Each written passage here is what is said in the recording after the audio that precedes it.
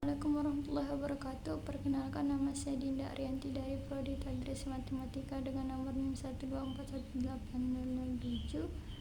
Akan membacakan materi ulumul hadis. 1. Pengertian hadis. Secara bahasa ialah sesuatu yang baru, berita, perkataan. Secara istilah ialah segala sesuatu yang disandarkan kepada Nabi Muhammad SAW berupa perkataan, perbuatan, dan ketetapan. Contoh hadis, innamal a'malu binniyat, sesungguhnya amal tergantung pada niatnya.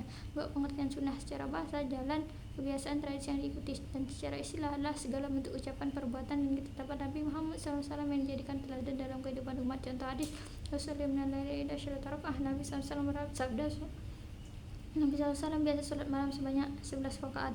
3. Khobar. Secara bahasa, berita atau informasi. Secara istilah adalah berita yang disandarkan pada Nabi Muhammad SAW, sahabat dan atau tabi'in. Contoh, Tuwafiyallahu Rasulullah wa huwa ibnu salasin wa sittina sanah. Rasulullah wafat dalam usia 63 tahun. Asar. Secara bahasa itu bekas, sisa atau jejak. Secara istilah ialah segala sesuatu yang disandarkan kepada sahabat atau tabi'in, baik berupa perkataan maupun perbuatan. Contoh, hasibu amsakum qabla an tuhasabu. Umar berkata, hisablah diri kalian sebelum kalian dihisab. 2. Dalil kehujjahan. Dasar hukum dalil secara bahasa ialah bukti atau petunjuk. Secara istilah adalah landasan syar'i yang menunjukkan bahwa hadis Nabi SAW dapat dijadikan sumber hukum Islam setelah Al-Quran. Contoh, khudhu anni manasikakum, ambillah manasik haji kalian dariku. Hujjah ini didasarkan pada dalil dan Al-Quran, hadis itu sendiri, dan ijma' bahwa ucapan dan tindakan Nabi adalah hujjahan dalam hukum Islam. Fungsi hadis terhadap Al-Quran ini: pertama, tafsir, menjelaskan ayat yang masih umum. 2. Takrir, penetapan, Nabi membenarkan suatu praktik yang disebut di Al-Quran. 3. Takyid, pembatasan hadis mati ayat Al-Quran yang sifatnya mutlak.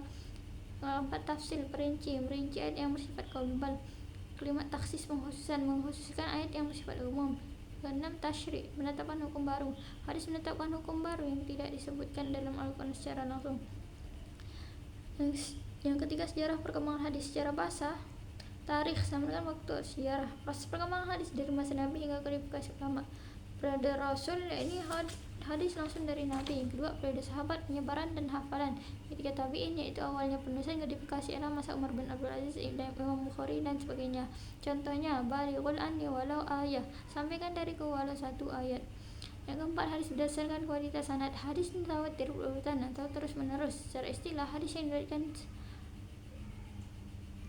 banyak perawi di setiap tingkat sanad sehingga mustahil mereka bersepakat untuk berdusta. Contoh, man kadzaba alayya muta'ammidan falyatabawwa'u minan nar. Barang siapa berdusta selama aku sia-sianya, jangan maka hendaklah ia mengambil tempat duduknya di neraka. Ini selanjutnya hadis masyhur, ini hadis terkenal.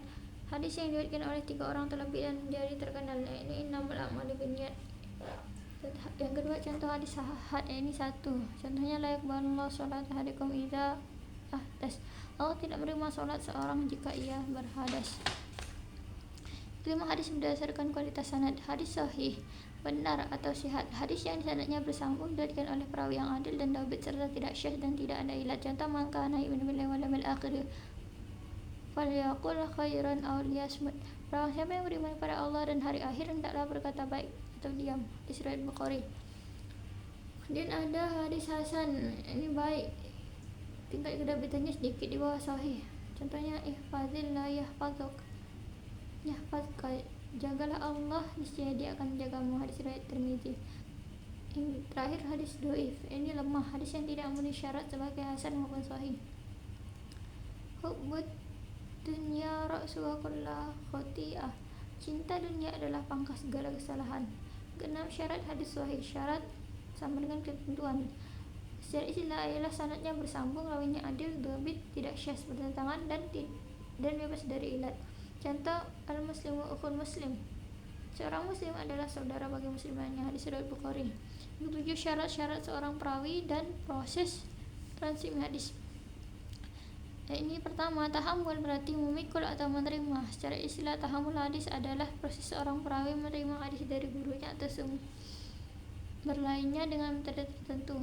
Dan ada, ini berarti menyampaikan atau menanyakan ada. Hadis adalah proses menyampaikan kembali hadis tersebut kepada orang lain. Ketiga, kemudian ada sigot, ini lafaz yang digunakan dalam proses tahammul.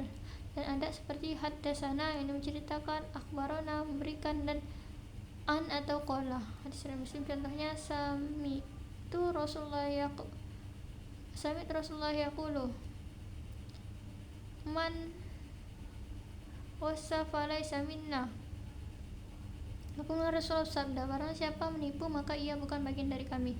8 hadis maudhu atau secara bahasa ialah berarti palsu, hadis yang dibuat-buat dan disebutkan kepada Nabi Muhammad SAW secara dusta. Contohnya an-nazaru ila wajhil alimi ibadah, memandang wajah orang alim adalah ibadah.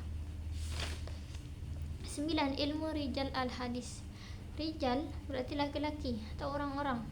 Secara istilah, ilmu yang pelajari biografi, kredibilitas dan sifat perawi hadis seperti keadilan, hafalan dan kejujurannya. Contoh, nadarallahu asami aminna hadisan fabalagh.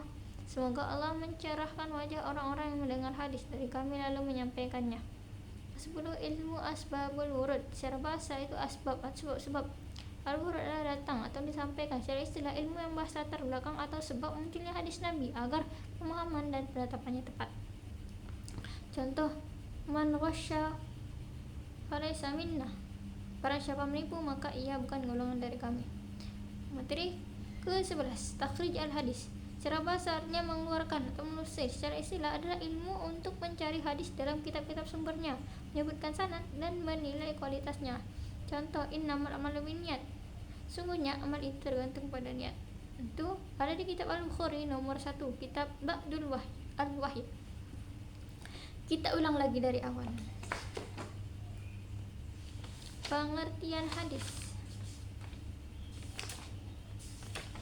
Secara bahasa adalah baru berita perkataan. Secara istilah sesuatu yang disandarkan kepada Muhammad SAW berupa perkataan, perbuatan, dan ketetapan. Contoh, innamal a'malu binniyat, sungguhnya amal tergantung pada niat. 2. Pengertian sunnah. Secara bahasa dan kebiasaan tradisi yang diikuti. Contoh, salim minal-laili ihda asyarata rakaah. Ketiga, khabar berita informasi. Contohnya, yuwafi Rasulullah wa nusara sana Rasulullah pada dalam usia 63 tahun. Asar ini bekas sejak. Contoh, hasibu amsakum qabla an tuhasabu. Berkata hisablah diri kalian sebelum kalian dihisab.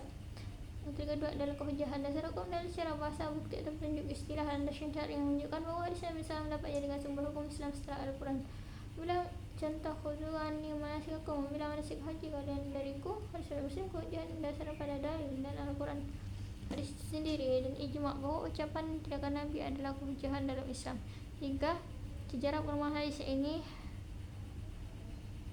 Tulis perkembangan hadis dari masa Nabi hingga klarifikasi ulama.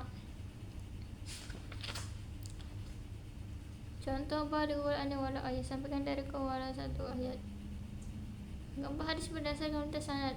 Pertama, hadis mutawatir. Contoh, man kadzaba lam ta'minan fala tabawwa'u minan nar. Para siapa besar sama aku secara sengaja maka hendaklah ia mengambil tempat duduknya neraka. Hadis masyhur, hadis yang terkenal. Innamal a'malu binniyat, contohnya tuh. Hadis ahad, la yuqbalu salata ahadikum idza ahadas. Allah tidak bermaksud sengaja seorang jika ia berhadas. Contoh hadis ahad. Kelima, hadis berdasarkan kata sanad. Hadis sahih, benar atau sehat. Contohnya, man kana yu'minu bil akhir wal akhir falyaqul khairan aw liyasmut. Barang siapa yang beriman pada Allah dan hari akhir hendaklah berkata baik atau diam. Kemudian ada hadis hasan, yaitu hadis yang baik. Contoh, ihfazillah yahfazka. Jagalah Allah, niscaya Dia akan menjagamu. Dan ada hadis dhaif atau lemah, hadis yang tidak memenuhi syarat sebagai hasan maupun sahih. Contoh, hubbud dunya ra'sul kulli khati'ah. Cinta adalah pangkal dari segala kesalahan. Kemudian syarat hadis sahih, sanadnya bersama riwayatnya adil dan tidak syizan ilat seperti hadis dari riwayat Bukhari Muslim. Kemudian syarat-syarat seorang perawi dan konsistensinya. Hadis contoh, sami'tu Rasulullah yaqul man wassafa laysa minna. Kemudian Rasulullah bersabda, barang siapa menipu maka ia bukan bagian dari kami.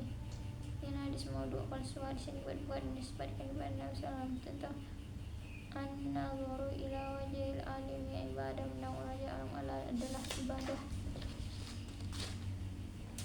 Dari ilmu rijal hadis ini caranya laki-laki atau orang. Secara istilah, ilmu yang pelajari biografi, kredibilitas dan sifat perawi hadis seperti keadilan, hafalan, kejujuran. 10. Ilmu urut. Ini ilmu yang membahas latar belakang atau sebab munculnya hadis Nabi agar pemahaman dan pendapat tepat. wasyafa laysa minna, barang siapa menipu maka ia bukan golongan dari kami. Ya, takhrij al-hadis ini untuk mencari hadis dalam kitab sumbernya, membuka sanad dan menilai kualitasnya itu. Contohnya innamal a'malu binniyat itu hadis tentang niat, ini kitab senyarnya di buku kitab hadis Bukhari nomor 1 di kitab Ba'dal Wahyi. Ketiga, pengertian hadis ialah segala sesuatu yang disebutkan pada Nabi SAW perkataan perbuatan ketetapan. Pengertian sunnah ialah segala bentuk ucapan perbuatan dan tetapan Nabi SAW menjadikan teladan dalam kehidupan umat. Khabar ialah secara berita yang sendiri pada Nabi SAW dan nabiin. Asar adalah segala sesuatu yang disandarkan pada sahabat tabi'in baik berupa perkataan maupun perbuatan. Contoh hasibu anfusakum qabla an tuhasabu, sebenarnya kalian sebelum kalian dihisab. Dan ada materi kedua adalah kehujahan, ini landasan asyari yang menunjukkan bahwa hadis bisa menjadikan sumber hukum Islam setelah Al-Quran. Dan ada sejarah perkembangan hadis istilah, ya ini proses perkembangan hadis dari masa Nabi hingga kodifikasi para ulama. Contohnya balighul anni walau ayat, sampaikanlah dari walau satu ayat. Dan hadis berdasarkan kualitas sanad. Hadis mutawatir. Yang pertama, hadis mutawatir ini berurutan. Ialah hadis yang diberikan banyak perawi di setiap tingkat sanad sehingga mustahil mereka bersepakat untuk berdosa. Dan contohnya mengkadzaba alim ta'mina falyatabawa minan nar. Barang musyab berdosa namaku secara sengaja maka hendaklah ia mengambil penduduknya neraka. Dan hadis masyhur, ini hadis yang diriwayatkan oleh 3 orang terlebih dan menjadi terkenal, yang dicontohi nama Ahmad bin Yah. Nah, kalau hadis sahih contohnya la yuqbalu salat ahadikum idza hadas, Allah tidak menerima salat seorang jika ia berhadas. Semua hadis berdasarkan kualitas sanad. Kelima, hadis sahih benar atau sehat. Hadis yang sanadnya bersama dengan oleh perawi yang adil dan tidak syad, tidak ada ilat. Dan hadis hasan itu tingkat kerabatnya sedikit di bawah hadis sahih. Dan hadis sahih itu hadis yang tidak memenuhi syarat sebagai hasan maupun sahih. Dan syarat hadis ialah pertama sanadnya bersambung, rawinya adil, dobit, tidak ada syadz atau bertentangan dan bebas dari ilat. Dan syarat-syarat yang ketujuh, syarat-syarat seorang perawi dan presensi hadis. Pertama, tahmul berarti memikul atau menerima. Istilah tahmul adalah seorang perawi menerima punya sumbernya dengan metode tertentu. Kemudian ada adab berarti menyampaikan atau mendengarkan ada hadis. Contoh sami itu Rasulullah yuqbalu man wasyafa laysa minna. Aku mendengar Rasulullah barang siapa menipu maka ia bukan bagian dari kami.